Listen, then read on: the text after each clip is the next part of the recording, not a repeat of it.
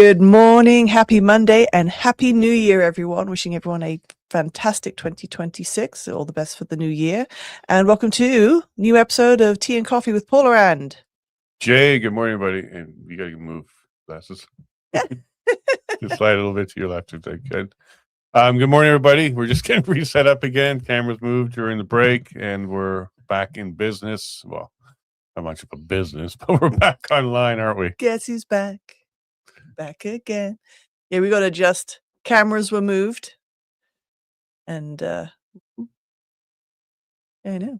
There you go. Good morning, everyone. Hope everyone had a great Christmas season, New Year. And yeah, wishing you all the best. Yes, yeah, I already did that. I know he's checking to see that I did the big screen. Yes, that got done.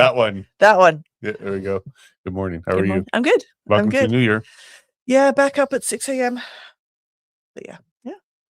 We had a good Christmas, good New Year, got stuff done. Yeah, yes. Everything survived, and I don't know if we had the two new guests last time we were on the episode on the show, did we? The two little furry ones? Oh, maybe. Yeah. No, maybe we got them before Christmas. Our furry friends, Oscar and Rascal, alive and well, alive with the dogs. Oh, on the homestead front, folks. The Marvin update. Yeah, Marvin, we've pimped out a couple of our males. We've gone ahead and we are breeding. Wilbur is off. He's been off for the weekend with Penny. At a week now. Was it? Oh my gosh. Pretty close. Time is just flying. And then it's Charlie for the weekend. Yes, it's Charlie for the weekend. That's right. Charlie. We had met up with friends on New Year's Day, had a good New Year's Day celebration with a good group of people. And conversations began with, how's your Pyrenees? I heard that you were going to be breeding her. So no, the males, they got rid of the male, the other family. And I'm like, oh, well, I happen to know of a quarter German Shepherd, 3/4 Pyrenees, lovely dog that would love to make friends. And yeah, next day he's been over for the sleepover. And they're making friends. They're making friends, and maybe another pet for us, or another working dog for us. Yes, exactly. It would be good because our older dog is getting older, slower to get up. She still likes to bark at the coyotes, but she's getting on. And so it'd be good for her and Charlie to now train a young pup. So we'll see how that goes. Be careful about saying she is getting older and slower to get up. I hold my hand up. I am getting older and slower to get up, and I make sounds when I move. So it happens. It's live. Welcome to life of a upper mid 40s lady. Upper mid 40s. Well, you're still great. I think you're wonderful. You're doing a good job. So nothing really eventful happened. We stayed warm. Things were good. We had a melt one day. We're still dealing with the ice now, but it was a good time off. We definitely needed that extra week, though, I think. Yes, because our intention was originally just to be Christmas week to take off and then be back after that. So you'd have some episodes between Christmas and the New Year. But no, we needed the time and we needed the rest, but we're back and busy start to the new year for us. Go ahead, share it out. Still sharing this episode out. And yeah, I was back. I did a couple episodes. We did the Saturday episode with Nico and crew. About remigration. That was quite popular. A lot of people enjoyed that one. And I jumped on with Danielle Smith on Friday. So that was fun as well. Good information came out of her. Not enough information came out of her, but we're already booked her again for May 2nd. Yes. Well, go ahead and let them know what you think. Oh my god. So at the time that Jason was doing the episode, I was out dropping off Charlie for his fun weekend away. And so I started listening to it. And I think one of the first things that prompted me to speak out loud and startle the boys in the back was, what do you mean that the Alberta pension plan is not even going to be looked at for this year? Well, the referendum isn't. Yeah, and that was a surprise. Because when she was last on the show, she said she was looking at spring, summer for referendums on the Alberta Next panel recommendations. And she absolutely said, no, not going to be happening this year. Doesn't look like any referendum, as far as she's concerned, for her stuff will be happening this year. Which, by the way, I think makes sense because there's only one referendum we really want to go to the polls for. Correct. And in 2026. So it looks like maybe she's not so much conceded. but understands that there's only really one question on Alberta's mind right now that needs to be answered, not all this other stuff. Sure. Agreed. Yes, exactly. There is the priority. However, I would say speaking more to the Alberta pension plan would be beneficial because that is also going to play a part should Alberta get their yes for a referendum. So having more conversations and putting people at ease that this is what we'd like to achieve and this is how we can achieve it. And don't worry, you're not going to lose your Canadian pension plan. Putting more information out there, I think, would be beneficial. Yeah, I think you need some because there won't be a Canadian pension plan if there's an Alberta pension plan. It's to replace it. But in order to do that, you have to be as good or better. And that was covered in the episode. Sure. And I do like your assessment that it would have been nice to have more answers on this before the referendum, because this is one of the issues that have come up a lot when you're talking about independence, is what will happen to my pension? That question comes up a lot. So it would have been nice to have Alberta pension plan at least initiated or about to be initiated before that, so that people understood that particular portion of it. But the plan isn't to have dual pensions. It would be very similar to Quebec, which does their own pension plan. They don't participate in the Canadian pension plan, and they outperform the Canadian pension plan too. So that's something that Alberta most likely would be able to do with our wealth and our ability to invest and have investments. I think the pension plan in Alberta would be far better than the Canadian one. I agree. And we also know that it would be well funded, which is where a concern we have for the Canadian pension plan with regards to where is the money and is it available? Should we, or is that not a concern about the funding of the CPP? Possibly, yes. So I'm not sure what you meant by well funded, because we would start off with what's owed to us. And in the interview with the Premier, this was a debate with Ottawa. How much do they owe us? They have a very low number that they think is on the table. But when you do calculations of overpayment, interest, and growth, it should be a lot higher. So that was one of the things she said was going to get in the way, was Ottawa's not giving the answers on how much is owed to Alberta. And that would be the starting point. But then it would grow based on investments being done, like a well sovereign fund, and the contributions to it. But the plan was to have smaller contributions to it, so you pay less into it. Because it'll be managed differently and better. But yeah, I don't want to give the impression to people that it would cost them more, because that's not the plan. And that's what they're going to be studying some more of. Good stuff. And then what else was the outcome for her? Well, for me, I think that was the main thing that stood out. And again, lots of wait and see with regards to what would she like to achieve within Alberta. But yes, it is a lot of let's wait and see. And the referendum is coming up.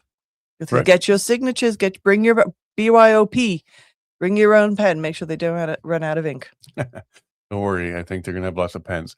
But to answer your previous question, what else came out of that interview for me was near the end, I talked to her about Honorable Amory's appearance on the show and talking to him about the contravening of the Constitution clause that got moved from Citizens Initiative Act over to the Referendum Act, putting the power solely in the government's hands to decide whether or not a binding constitutional question, successful referendum, could move forward.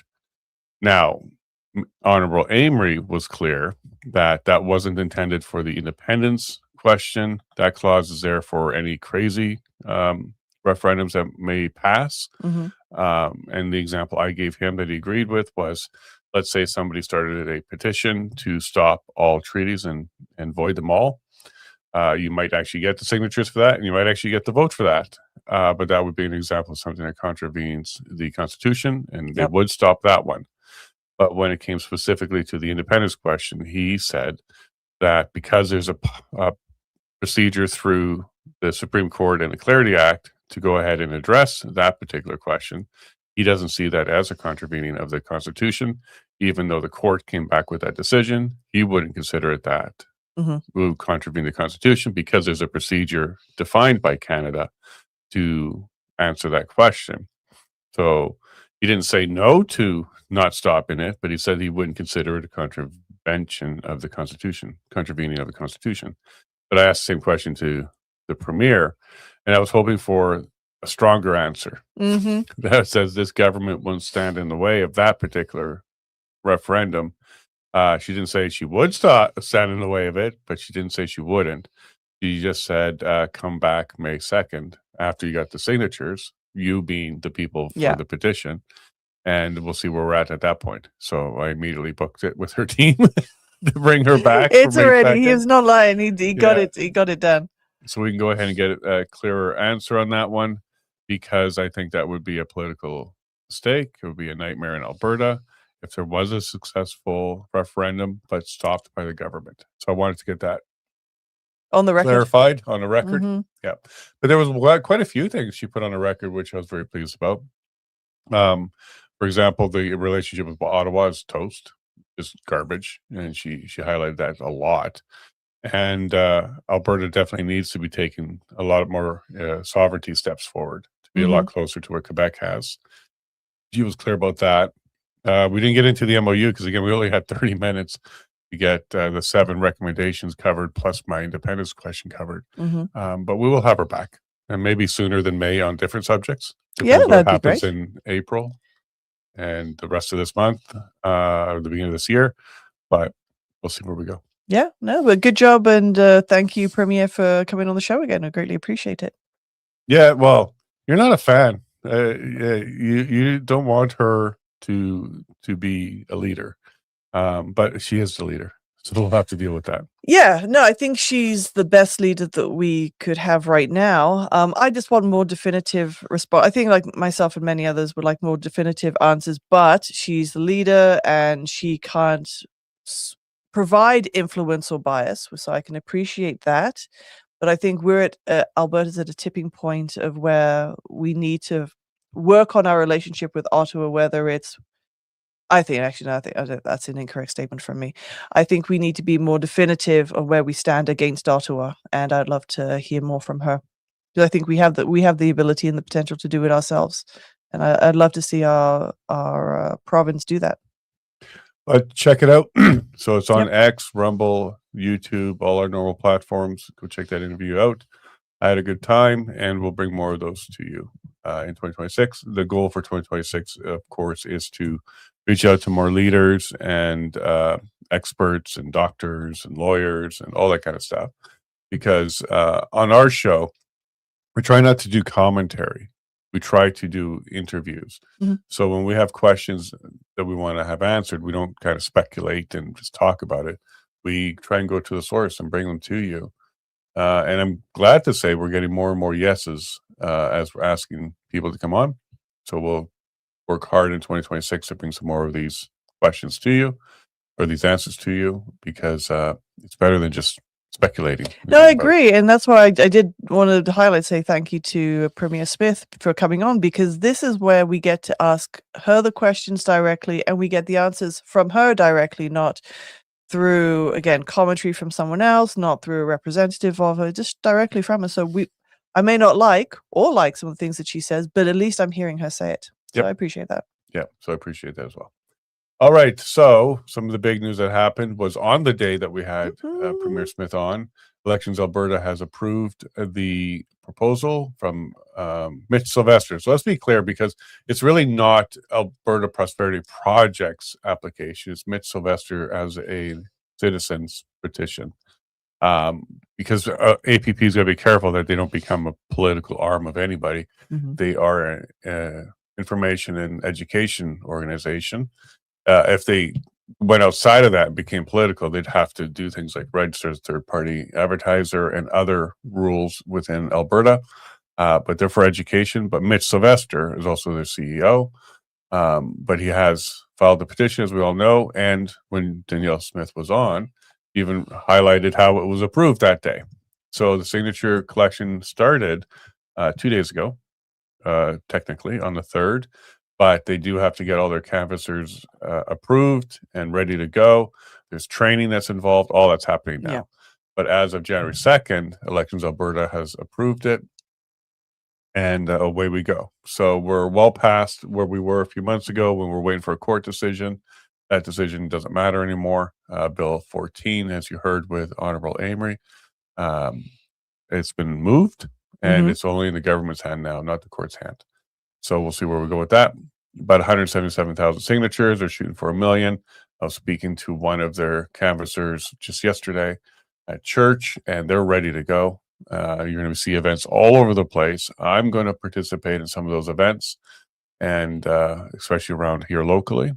I'll be working with the teams that put that together. So hopefully we'll see some of you at those events. Maybe even on the 17th in Buck Creek. There will be somebody to do some signatures there. Yeah, maybe. Maybe me, because as we'll see in a bit, I've signed up to be a canvasser. Good stuff. Right. And then Alberta Independence petition. So here are some of the things to keep in mind. Watch out for scams. Okay, folks. If anybody tells you you can sign online, that's a scam. There is no online signature. So be careful of that. I expect stuff like that to happen. There's also no cost. So if anybody's saying you can sign here, save some time, $5, anything along those lines, that's a scam. Yeah. Do not fall for it. The only thing you can do online is add yourself to the mailing lists or something like that if you want, but there is no cost, and it's not done online. It has to be done in person. Yeah. So they need fresh ink. So when can I sign? January 3rd to May 2nd. And that's why May 2nd was the date we're having the premiere back, is because the signatures will be done. We'll know by then how many is being submitted to Elections Alberta, and then we can continue the conversation. Where do you sign? You'll be notified if you signed up on any mailing list with any of the organizations that are coordinating this. But also stay tuned to, we'll post stuff, but mostly Alberta Prosperity Project will post events as they are aware of them, where you can sign. Can you sign online? Nope. Be careful about that. What do you need to sign? Government issued ID, something with your photograph and address on it. And if you don't have one of those, you need 2 pieces of ID, one with your photograph, one with your address. Who's eligible? 18 plus, Alberta resident and Canadian citizen. So you have to be all 3 of those, very similar or exactly the same as a provincial election. And what should you know? You may only sign once. Okay. Canvassers must witness your signature. Canvassers must view your ID. Only official petition sheets are accepted, and signatures outside January 3rd and May 2nd are invalid. So pretty straightforward. And some people I saw post online, well, we already signed a petition. Why would we do another one? Well, that one, the petition applicant, Thomas Lusakic or whatever, has decided publicly that he doesn't want a referendum. So that made me giggle. So to all those 430 some odd thousand people and all the volunteers and all the people that did get together to do that, you wasted your time, because that particular petition is now by the applicant's request is dead in the water. And that is something we spoke about with the premier about, and she's the one that highlighted to us that they asked for no referendum, even though their application asked for one. So if you're upset about that, find them online, let them know. Be nice. don't be anything other than expressing your views. But this petition will lead to a referendum. So whether you're for or against, go ahead and sign this if you think it's time Alberta has this question asked and answered. So get yourself involved. And looking forward to seeing how quickly things spin up, because I know the volunteers, like 20 or 30,000 of them, have been ready to get this going. Chomping at the bit. We can't wait. Yep. And the canvasser applications, I know there's a pile of them.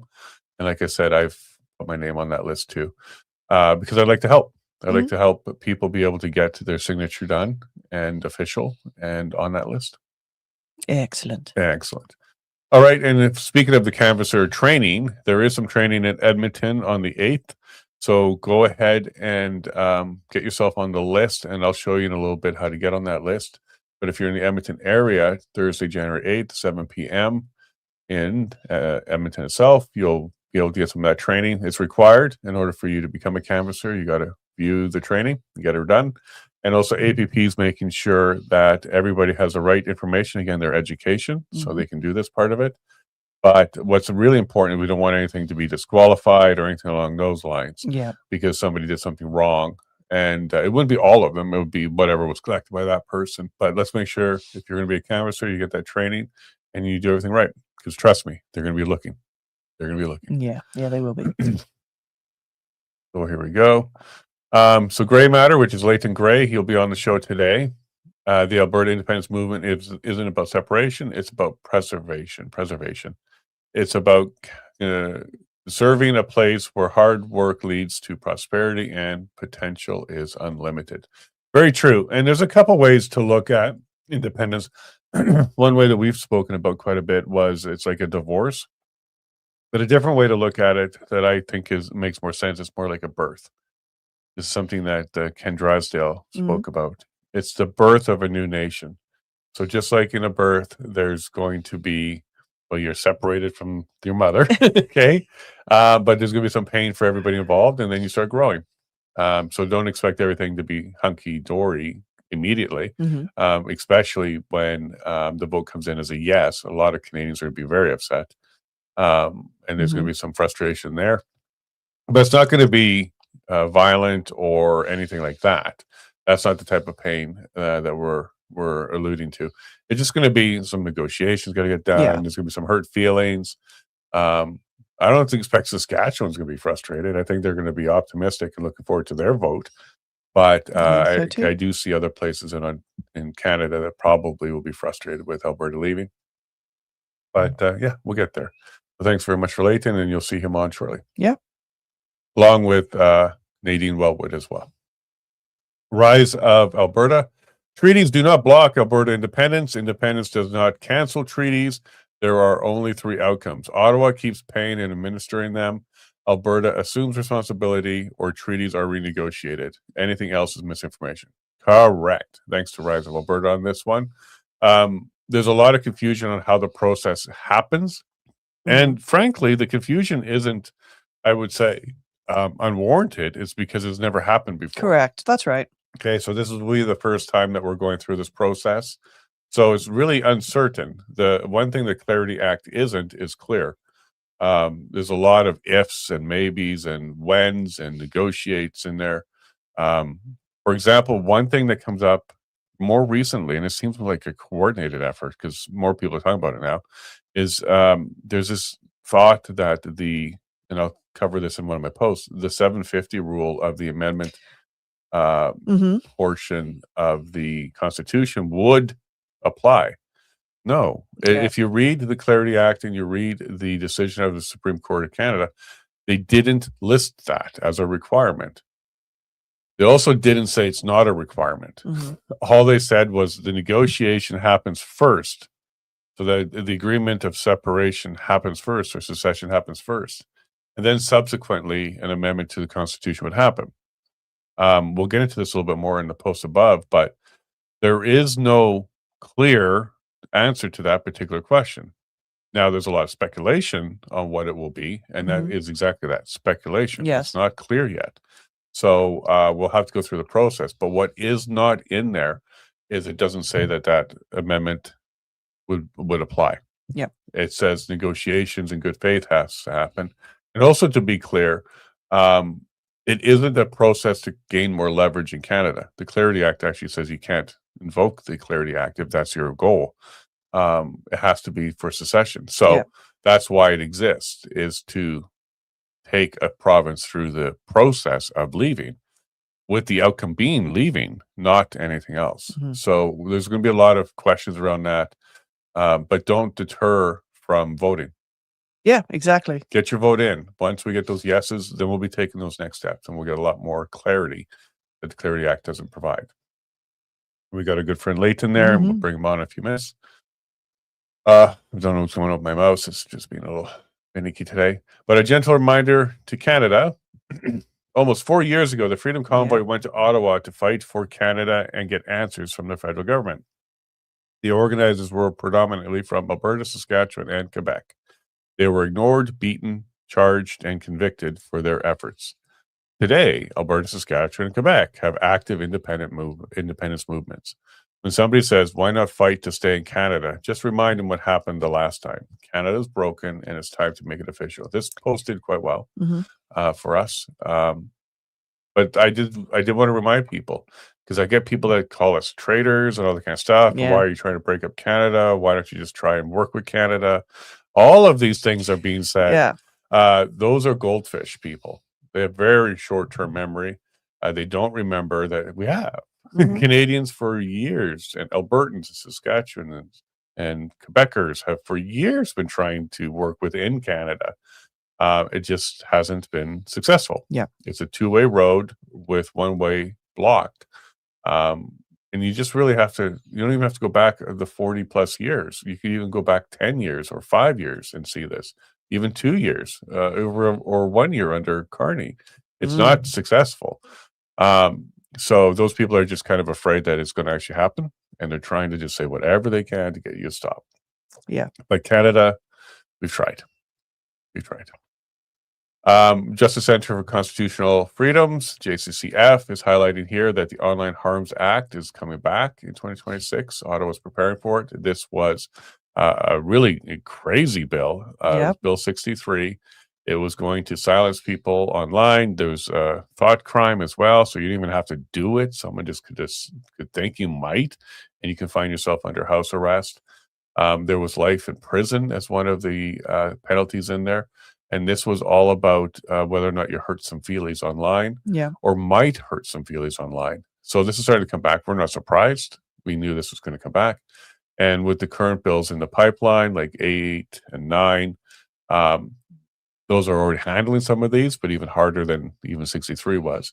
So pay attention to this. We're starting to line up more like the UK, where 12,000 plus people have been arrested for their online posts, not causing harm itself, just people don't like it. They call it hate. Keep an eye on that. That's coming. Global Calgary asked a question. The question seeks a yes or no answer to: do you agree that the province of Alberta should cease to be part of Canada to become an independent state? The answer, I said, is yes. Now notice the question changed. The question changed from the first application because there was an and in it, and become an independent country, I think it said. There was an and in there, which some people like Bruce Party and myself thought that was 2 questions and it was going to be confusing. They've updated the question and it's a single question now. So it's more in line with, like, Bruce Party is now 5-0. Every time he brings up something as a concern and people don't like him for it, it turns out he wasn't wrong.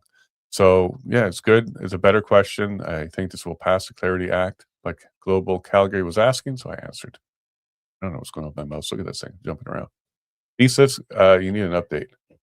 Okay, the 750 myth. So I did want to highlight this before we jump on with our guests.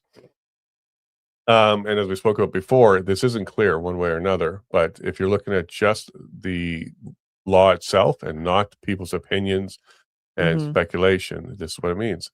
The common claim is that Alberta independence would require 7 provinces representing 50% of Canada's population to approve it. This is false, and the Supreme Court of Canada explicitly rejected that idea. Here's why. What the Supreme Court actually ruled in 1998, a province cannot unilaterally secede, which means just because they said so. Yeah. But a clear referendum result creates a constitutional duty on Canada to negotiate. And like we said with the First Nations, like what will happen there, that would be part of the negotiation. Secession is a unique constitutional process, not a normal amendment. This is important. This is so important because what this is saying, if it was a normal amendment, then yes, you would need the 750 rule, because that's the amendment formula. But this isn't a normal amendment, and we'll get to that in a sec. Most importantly, the court did not say the 750 rule applies to secession. What the 750 rule is and isn't. The 750 formula is used for ordinary constitutional changes inside Canada, such as Senate reform, changes to federal provincial powers, internal restructuring of the federation. So things like that. And the Meech Lake Accord, the Charlottetown Accord were 2 attempts to do some of that. They both failed. But when you're trying to change what the Constitution itself governs, that's what the amendment formula is for. Secession is not an internal rule change. It is a province leaving the federation altogether. So just leave him. And this is why the court treated secession as sui generis. We'll have Leighton pronounce that properly, but legally unique, which means it's not something that would be considered normal course of action. And by the way, let's take you through this timeline. 1980 was the first referendum for independence for Quebec. 1982 is when they were working on the Constitution. So at that time, they knew a province may want to leave. They just went through a referendum, but they didn't build in a "you must stay" clause because it required the province to go ahead and adopt the Constitution, and no province would have adopted a constitution that says you cannot leave. Yeah. Full stop. That's why it's not in there. That's why the Supreme Court decided later, after the second time Quebec did theirs in 1995, that they needs to have some more clarification around this. And that was actually initiated by Jean Chrétien at the time to answer that question. Because if they wanted to make it permanent, you can never leave, it would be in the Constitution, but no province would have signed it. Correct. So right off the bat, the Constitution doesn't force you to stay. And that's what the Supreme Court agreed on. Here's some more why the 750 rule makes no sense. If the 750 rule applied to independence, it would mean voters in provinces like PEI or Ontario could veto Alberta voters. We don't have a slave state here or anything like that. Democratic self-determination would be meaningless. Canada could block independence forever, even after a clear vote. A duty to negotiate would be pointless. Like, why would be the point of negotiating if Canada could just veto it? The court rejected all that. Instead, it ruled democracy, federalism, rule of law, and minority rights must be reconciled through negotiation, not vetoes. So what actually happens after a yes vote, and our guest will get to you guys just a second. Alberta passes a clear referendum, working on that one. Canada determines clarity under the Clarity Act. All parties are constitutionally required to negotiate in good faith. Constitutional amendments come out of negotiation, not before them. Meaning the process will be completed before any amendment gets done. And the only amendment that would be done is to remove Alberta from the Constitution. It won't change the rules, won't change how things are done. For example, the separation of powers won't change. It'll just be Alberta is no longer part of it. Canada does not get to say no just by invoking 750. Bottom line, no national referendum required, no 7-province agreement or veto, no federal permission slip. A clear Alberta vote triggers negotiations. Secession is a negotiated constitutional process. The Supreme Court made this clear in 1998. The rest is politics and misinformation, not law. But one more thing I'm going to throw in there before we jump on our guests are Newfoundland entered Canada in 1949. They did so with a referendum in Newfoundland on whether or not they're going to join Canada. There was no Canadian national referendum to accept them. There was a conversation with Ottawa. There was a referendum on the local level for Newfoundland to join Canada. So the leaving process will be the reverse of that. It will be the people decided locally, and then they'll go into negotiations and make their exit. So there's a lot of history here that says, no, Canada is not going to have a referendum on whether or not they approve Alberta's referendum. That's not how this is going to work. And no, you're not going to need a majority of Canada to approve it. That's not how you get in, and that's not how you get out. And again, I just want to take you back to the 1980 referendum, which was 2 years before the Constitution. If it was the intent of the Constitution to stop any province from leaving, they would have put it in, but they wouldn't have gotten support. So that's clear that the provinces wanted to be able to have a way to leave, and the Supreme Court agreed. All right, so on that note, we're running a couple minutes late, and I do have our awesome guests. They're both hanging out with us right now, so let's go ahead and bring them in. Good morning, Mr. Grey. Good morning. Good morning. Happy Christmas. Happy Christmas. Happy New Year. New Year. I love your post that you sent. You even sent us, I think, a little New Year's message. Thank you very much for that. You know, it's the 11th day of Christmas today. Christmas, actually, in the Christian calendar, doesn't start until Christmas Day. So we're in the 11th day of the 12 days of Christmas today. Oh, excellent. Some more presents? Is that how that works? Up until for Christmas, up until Christmas Day, it's Advent, right? We don't start Christmas until Christmas Day. That's true. You have your Advent calendar. So, right. Well, it's great for me. For me, it's still Christmas. Which is why I have the Grinch behind me still. The Grinch made a big appearance this year. Like everywhere, I've seen the Grinch this year.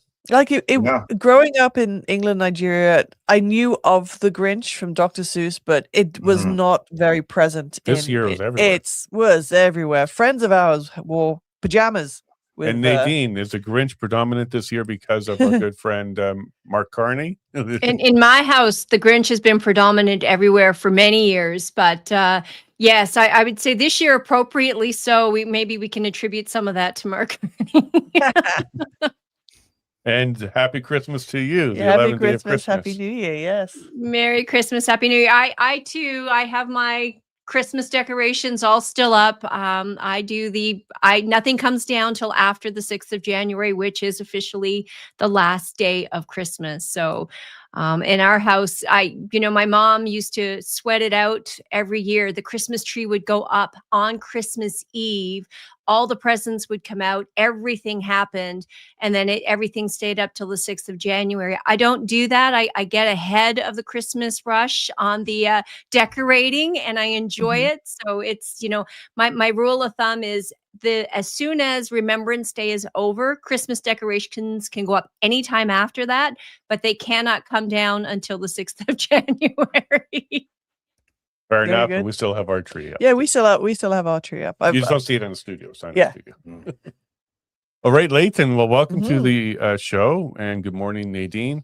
And one of the reasons why I asked both of you to join us today is we're going to be seeing you on Saturday in Red Deer. Both of you will be there speaking to our audience that's growing. And we do want to remind people that you can go ahead and get tickets to that. And we got the little button pushed. There we go. Yep. January 10th, Fundamental Truths, Red Deer, the fundamentaltruths.eventbrite.ca to get your tickets. $20 will get you in. And there will be an increase at the door, of course, but get yourself early. And by the way, the weather looks like it's going to cooperate for us. It's going to be a very nice time down there in Red Deer.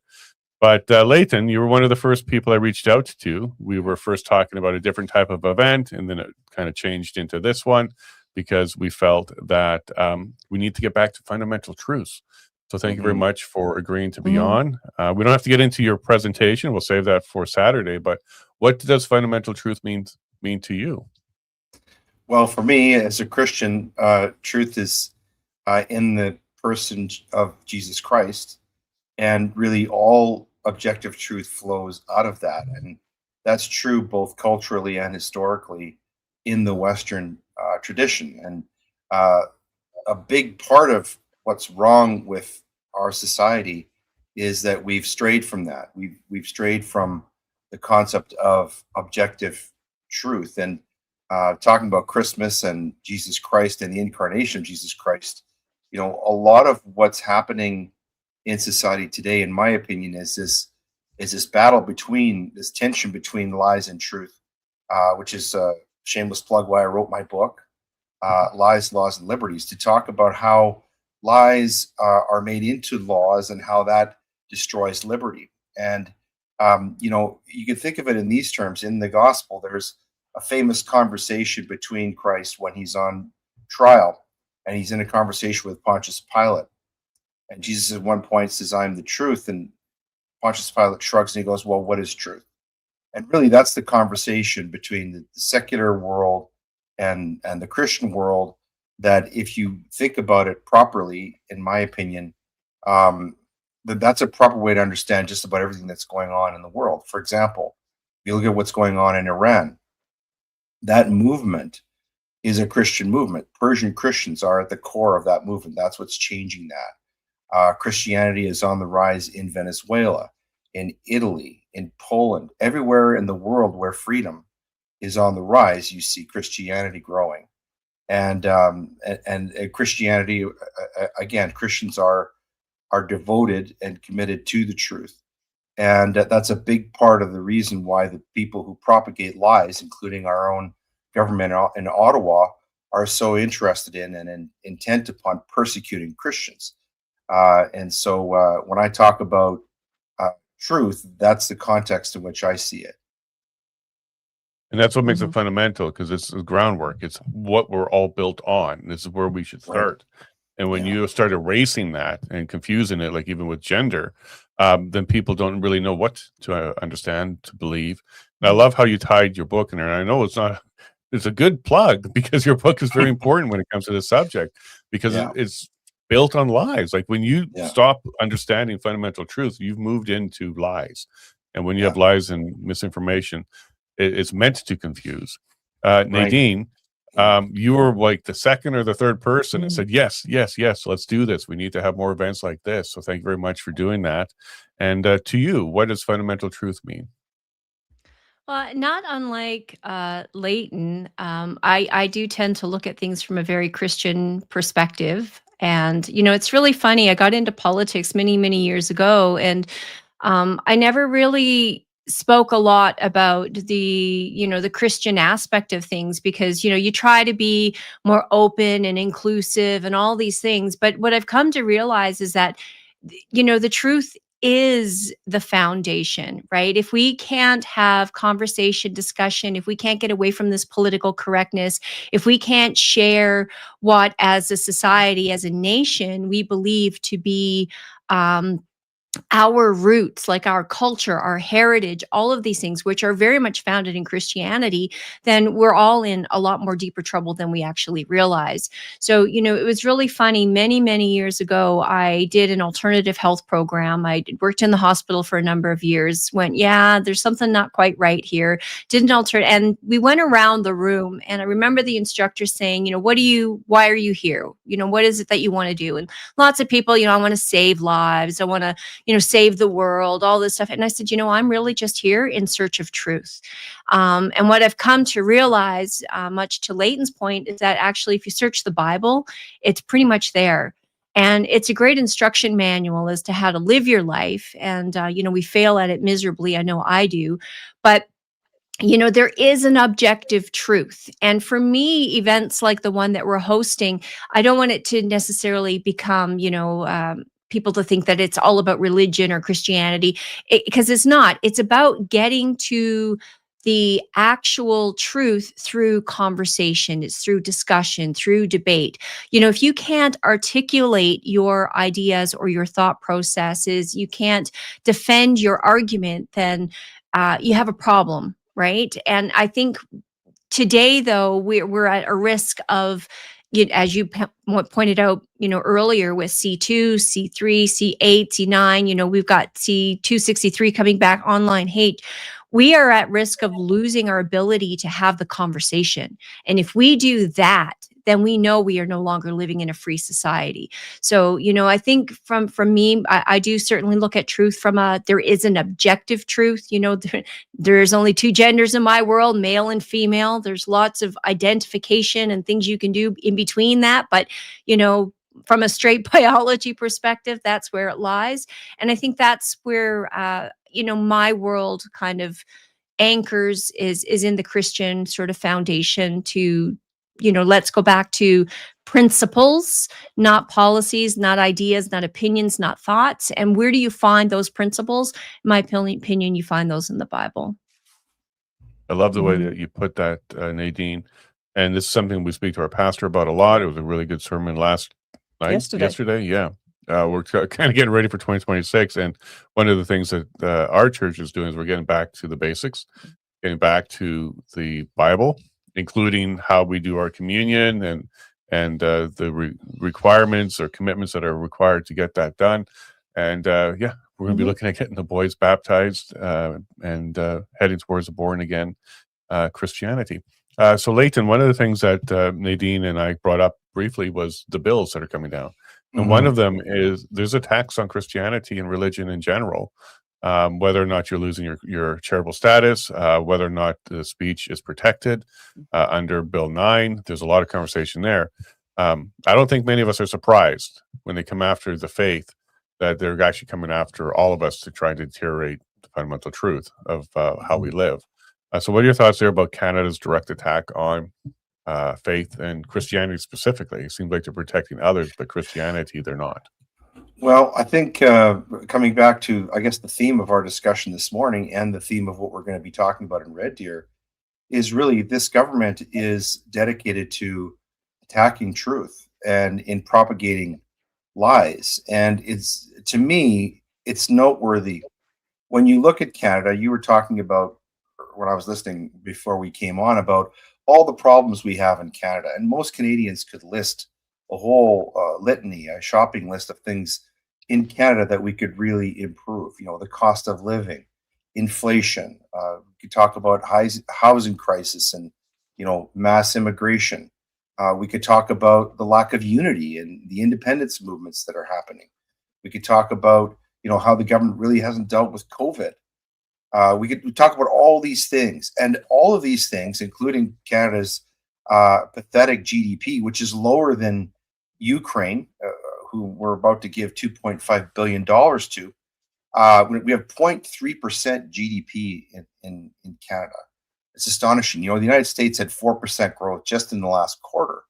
And so we have all these problems in our country. And you would think that a recently elected federal government would be interested in trying to solve or deal with all of these problems, not the least of which, is our trading relationship with the United States, for example. And yet, where is this government's attention focused? On suppression of speech, on censoring people, prosecuting dissenters, removing access to information. They're focused on attacking the fundamental freedoms that are supposed to be guaranteed in our charter. And I heard you, Jason, talking about that formula that's in the Constitution.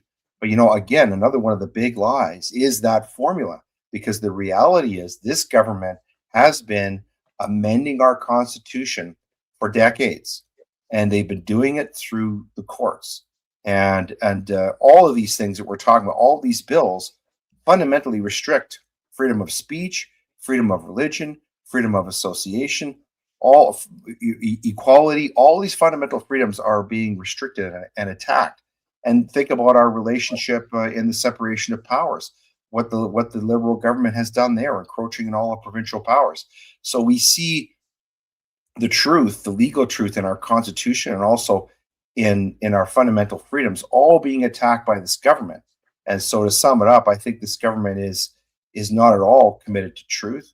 I think that they're propagating lies, and they're acting on suppression and censorship and punishment of truth speakers.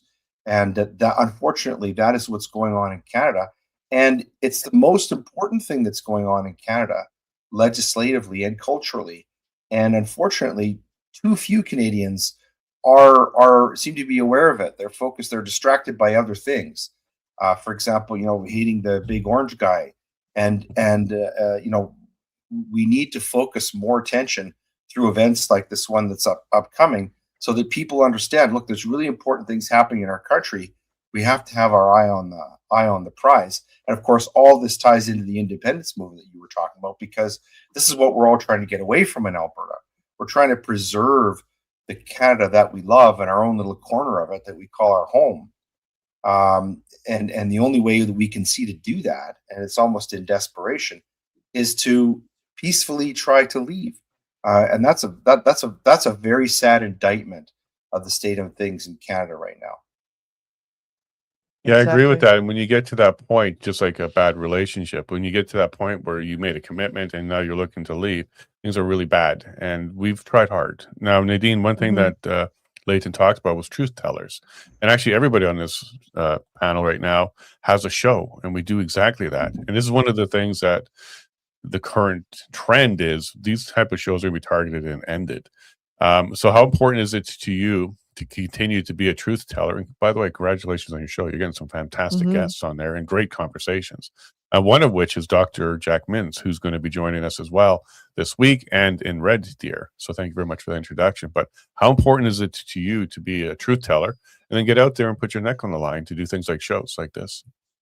It was really funny on Sunday on the Christianity thing and talking about pastors. The sermon was really about putting yourself out there. We are the lampposts. We are the ones who are intended to shine brightly, to spread the truth, to speak the truth. And to me, that is fundamental in everything I do. Liberty, freedom. My rights don't come because government says I can and cannot do something. And my parents learned that very, very early on with me. Don't tell me to do something. Ask me, give me a rational reason.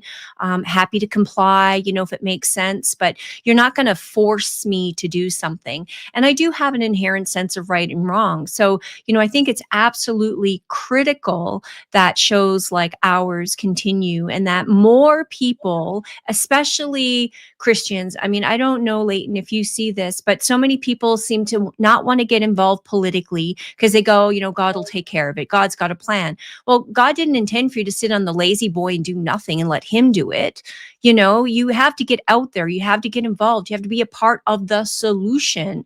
Otherwise, you're a part of the problem. So for me, when I bring guests on and we talk about things like that, is like I'm looking always to get to the truth. And I love it when people disagree, because it's in the disagreement. That's when viewers sit there and something triggers in their mind. They go, I hadn't thought about it that way, or that was an interesting perspective. You just got to open the door to what's possible. So, and when you look at communist countries, for example, their first attack is always on God. Always. Most of them are always atheist countries. Why? Because you only can serve one master, in my opinion. You're either serving government, which is man, or you're serving God.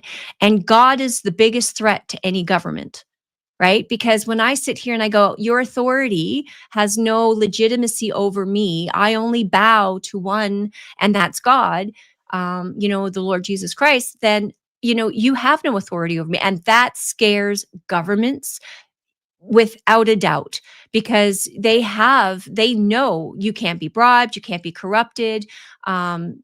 And that therein lies the problem for them. So that is always why, in my opinion, in any communist country or any dictatorship, you usually see the first attack is always on God.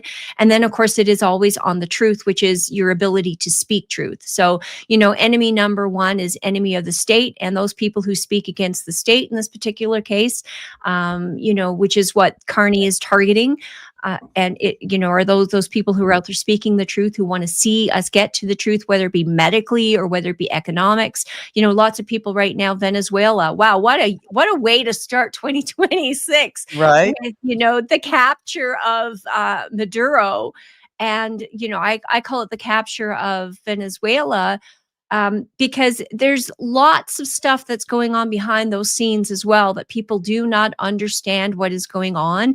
And until we can dig into them and discuss them and have the conversation, how do you get to full understanding? We are in the world's largest, I think 2026 is going to be the year of shifts, SHIFTS.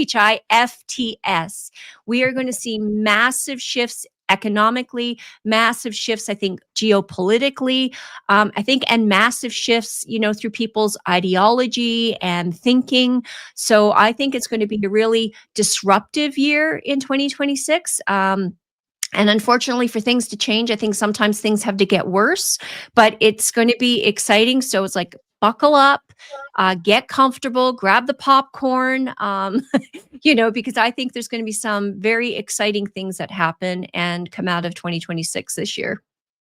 Mm-hmm. And I'm just going to take us back to 2025 for a quick second. One of the top 10 podcasts of all podcast platforms was Nadine's interview of Dallas Brody. So go ahead and check that one out. It was a great interview. Mm-hmm. Very powerful, by the way. So thanks for doing a great job on that. And it was right after her party started to have a little bit of trouble. She was regained control. But you had the first interview right after that happened. So it was a very good interview. So good job there.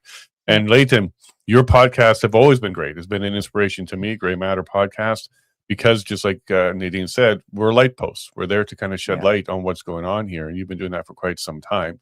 What do you have in store for 2026 when it comes to your show? And let's talk a bit about solutions, because that's what this event is also going to be offering. We're going to be highlighting fundamental truth, but we want to get a return back to it. And we'll be doing some conversations around solutions on how to do that.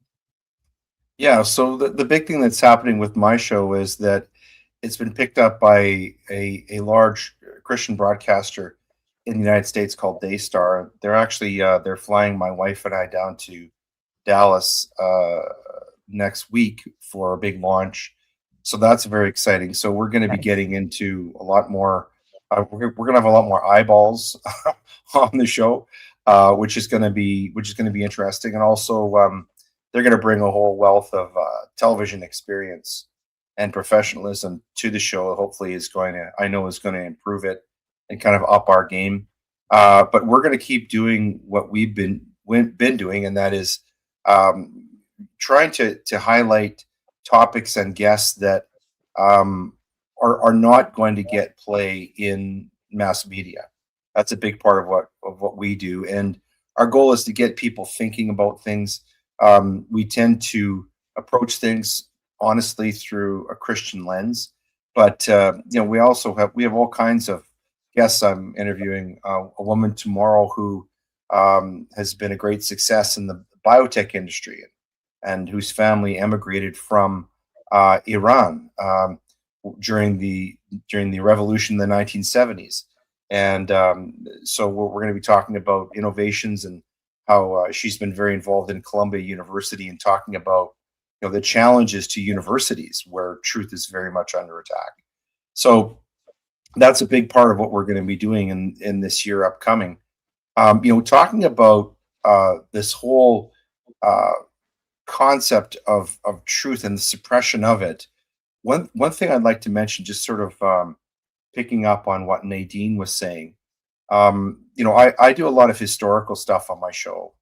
And I just did a deep dive into someone named William Tyndale. And many people listening to this won't know that name.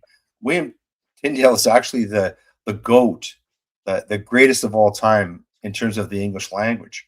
And I mention him for this reason. So we're going back into the early to mid 16th century. And he was a priest in England, and he had as a goal that he wanted to bring the word of God to the English people. And at that time, the English people were basically illiterate. They could not read or write in their own language, let alone Latin or Greek. His idea was he wanted to translate the Bible from Greek, it was called the Septuagint, into the English language. And he was so vilified that he was hunted by the English state. They chased him out of England. He had to go into Germany. And the internet, the AI of the age, was the Gutenberg printing press. And what he did is he translated the King James, or what became the King James Bible. But he translated the Bible from Greek into English, and he had that smuggled into England through merchants. And eventually, King Henry VIII had him arrested and brought back to England. He was strangled publicly and burned at the stake. But within a few short years after his life, that Bible was mandated to be in every parish in England. And that about a century later, formed about his translation of the Bible, became the King James Bible. And it's the propagation, the publication of the King James Bible in England, which made England a literate country. It made the people of England readers and writers of English.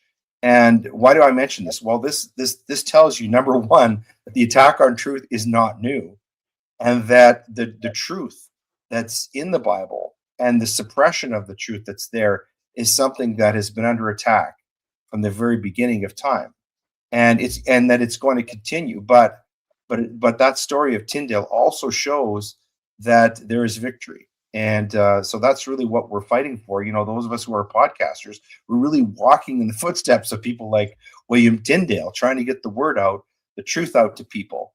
And sometimes at great cost. I hope that I don't suffer the same fate as William Tyndale, but there is risk out there, and there's a reason why. There's a cost of discipleship.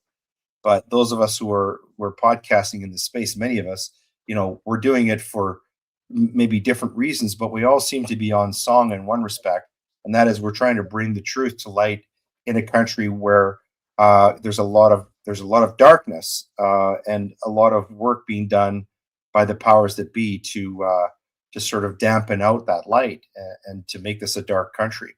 And I think many people in our country feel that. They feel that deeply. And that's part of really what's wrong with the Canadian state of things at the moment. I like the way you put that, Leighton, and this is why I enjoy listening to you, because you don't hold back, for starters, and you kind of come out and lay it on the line. But one of the things I thought, if we can zoom out a little bit more, this is about good and evil. It's not necessarily about truth and lies and dark and light. It's about good and evil. This has been what we've been fighting for quite a long time, even before the printing press. And getting that information out is part of that. So Nadine, as we're making our way to the end of the public portion, and we'll jump over to our private one for a bit, how important is it to you? And I know this is something that keeps happening to you. You get pulled back in. You get pulled back in because you don't always want to do this. And I can say this for me too, and I'm sure my wife. We don't want to be doing this, but we certainly feel driven to do this because it's important to us and the people around us. And you keep getting pulled back in. So what is that like for you? And do you see it as good and evil, a battle there as well? Well, before Christmas, I did a little video that talked about, for me, Christian principles, and then so the Christ and the Antichrist. And I have tried to get out of this whole politics because, it is such a downward spiral. You really have to have a good, solid, I think, moral foundation if you want to get involved in politics today and do it, with integrity and do it from a place of principles. You need to have a good, solid foundation, because I think otherwise you just get swept away on a current of, oh, that sounds like a great idea, or, this serves me, and not necessarily the reason why you get involved in something to begin with. So, for me, it's always been that, when I make a decision, it's like, whose principles am I following here? Am I following the Christ principles, or am I following the Antichrist principles? And it is between truth and lies. It is between integrity and moral decay. It is about, and it is truly about good and evil. How else can you explain all of this, right? I mean, the evil that I see in the world today, I mean, you're talking about sex trafficking of children, for heaven's sakes. And the United States, North America is the biggest consumer of things like pornography. And those types of activities. How do you explain this if it's not about good and evil? And then people, get angry because they think, well, God should do more. But it's like, we're the ones that occupy the earth, right? I mean, God is having his battles in heaven, and we know how that ends. And things are going to get worse here, but they're going to get worse if we don't accept our responsibility and be part of the solution, not part of the problem, right? So I always look at everything and I look in the mirror and go, what more can I do? So I have tried very hard to get out of this a number of times, and I feel like, okay, all right, I'm supposed to be here. I don't know why most days I'm supposed to be here, but I am. And there's conversations like even today. I had no idea where this conversation was going to go today. And it's gone somewhere completely different. And I'm sure the audience that is meant to hear this are the audience that's hearing it. And they're hearing the message. They're hearing the sincerity. They're hearing the truth in it. And, the beauty about light is that even the smallest candle pierces the darkest room, right? And so if we just need a lot more candles, and a lot more people who are willing to light their candle and to get involved. You don't have to always do what we do, right? There is a very big personal cost and a big personal risk to do what Leighton does, to what you do, Jason, to what I do. And you put yourself out on social media for the entire world to see, something that you can never retract or erase ever again. It is written down, in the social media history, and governments can look at it. People are going to disagree with you. I'm sure people on this podcast, we've all had death threats, and it's not easy because we all have families as well. I'm willing to assume a certain level of risk, but, please don't threaten my family ever. Right. So, for me, and things like that do happen. So, people have to be willing to assume some risk, to put yourself out there. And, it's not an easy thing to do. So I always tell people, if support the people who are willing to do this.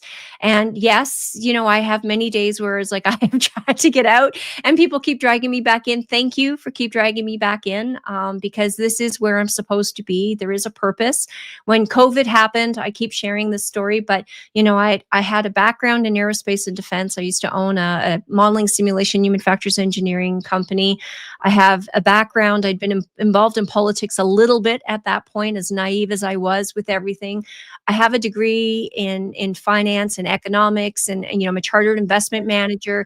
I had some experience in health, way, way, way back in the early 90s. So when COVID happened, I kind of looked and went, okay, I see what's going on here, and I could put together pieces. But my career path, I often wondered and went, this is so disjointed. I'm all over the map. I've gone from this to this to this to this. And then COVID happened and went, oh, okay, I get it now. God, you have a very sick sense of humor, but you do have a plan. So I have to believe that there's a plan to all of this and that we're all here for such a time as these. I've had 4 or 5 people now reference Esther, the story of Esther for me a number of times. And, we all have a purpose. We've all been put here by design at this moment to do something great. And so it's up to us, I think, to not feel the fear and act anyway, and have the confidence and courage of our convictions and to live by our principles. So, congratulations to everybody on this panel today, and Jason, for doing what you do, because we all understand just how difficult it can be. No, thank you very much for that. And Paula's nodding as well. She knows. She Yeah. sees it from behind the scenes, all the hours, all the sleepless nights, all that kind of stuff. But I think something good is happening. And you made me giggle when you were talking about, like, you were all over the place, you weren't sure, but then God brought it all together for you. I was a nerd, okay, a technologist. I would write Yeah. code. And then for some reason, I pushed myself to get a law degree or diploma or whatever they're called. But I became a paralegal in Alberta or in Ontario. And then I found myself here, and all of those skills helped me do what we're doing today. So the tech and the law and everything like that, it just came together in a nice little package. I do want to remind everybody about the event as we move over to the private side here with our supporters. The Fundamental Truth is going to be in Red Deer, January 10th, this Saturday. Doors open at 1. We should wrap up around 7. Great guests, including the 2 on the screen right now. We're going to have Dr. Jack Mintz, Leighton Grey, Mia Hughes, John Carpe, Sheba Vandenberg, Bruce Party, Sean Buckley, Teresa Buckley, and of course Nadine is going to moderate our Q&A panel for us to get through. And if you can't afford tickets, because tickets start at $20, but if you can't afford tickets, you can reach us at, there's a web address for getting tickets, but you can reach us at events@thelevineshow.com and we'll help you out because we want people there. Okay, so we want to make sure you can get in. So if the cost of the ticket is your stumbling block, reach out to us. And we also have a couple tables left if anybody wants to be a part of the vendor and go ahead and sell stuff. Both of you, I'm hoping you're going to bring your books and a pen so you can sign some of them as well for everybody. So if you want one of those, you can also get that at the event as well. So hang out with us for a few more minutes as we move over to our supporters section. But before we do that, Leighton, any final comments for everybody watching? No, I just want to thank everybody for watching and listening. Really looking forward to the event. I hope people will take it in.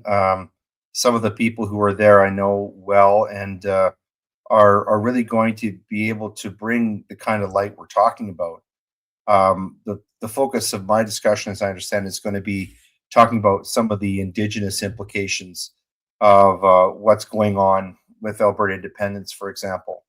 And let me tell you, there's a lot of lying going on there right now in terms of the face that's being put on Indigenous people in relation to independence versus the truth. And of course, one of the biggest lies that have ever been told in our country is about the relationship between Indigenous peoples and Canadians, and pushing Indigenous Canadians into an experience of being something other than a Canadian. That has been a huge problem, and this government, the federal government, has authored that story, that big lie, for a long time. So that's one of the things I'm going to be talking about, little teaser there. But I'm looking forward to being there and seeing everyone else and to listening to the other speakers. And I just think it's going to be a great event. So thanks for having me on today. I'm looking forward to seeing everyone in Red Deer. Thank you very much, Leighton. I'm really looking forward to your talk because that is a topic here in Alberta. Lots of misinformation around that one. And it's about time we get to the fundamental truth about that issue because First Nations are important, but the truth is also important. Nadine, as we wrap up here for the public side, this is going to be the first of many. So you and I have been talking about doing more events in 2026, maybe every quarter or so. So this will be the first of many. So come check it out, experience it, and then you'll probably hear from Nadine and I more as we put these together. Yeah, no, I'm very excited. And I think 2026 is going to be a spectacular year. I think it's going to be a tough year for a lot of people. And I think events like what, Jason, you've organized here and you're putting together in Red Deer are going to be crucial for people, because where do you go to find the truth?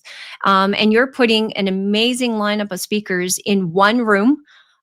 So, people don't have to, go figure it out all out themselves. Here's a great place to start. So I do hope that people do take the time to come, because it takes a lot of effort and a lot of resources to make something like this happen, and especially quality speakers. Leighton, I'm so excited to hear, from you on this particular issue as well, just because there are so many lies. Where do you go to get the truth today? So please encourage everybody to attend. Tell your friends, because this is a great opportunity. Go grab a friend, have lunch, say, hey, look, I'm taking you for lunch. We're going to go check out something in the afternoon, and just drag them along, get them out. Don't even have to really tell them where you're going, right? Just get them out. And I think people will be really happy to say that they were part of it.